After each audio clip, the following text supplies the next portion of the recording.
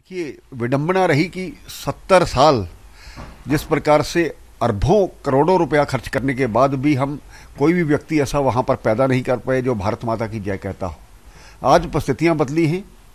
उस सारे हालात में ये कहना ज़रूरी होगा कि धारा 370 के टूटने के बाद रोज़मर्रा के बंद, पत्थरबाजी, मिलिटेंट्स के जनाजे में लोगों का जाना, इन सब पर लगाम लगा है।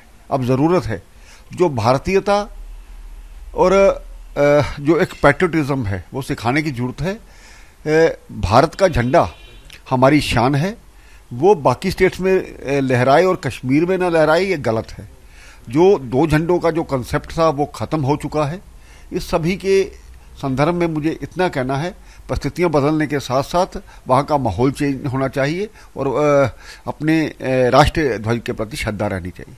सर किस तरह देखते हैं जो कश्मीर में म्यूनसिपल काउंसलर के ऊपर हमला हुआ? देखिए, सोपोर में जो आज एक दुर्घटना हुई है जिसमें एक काउंसलर मारा गया और उसके साथ ही उसका पीएसओ मारा गया, ये निश्चय ही इसके बारे में सोचना हो कि मिलिटेंट्स कभी ना कहीं अपनी एक्टिविटीज़ को अंजाम दे जाते हैं और जिस प्रकार से पॉलिटिकल प्रोसेस एक कामयाब वहाँ पर हुआ है तो वहाँ पर दोबारा एक डर का माहौल पैदा करने की कोशिश की जा रही है।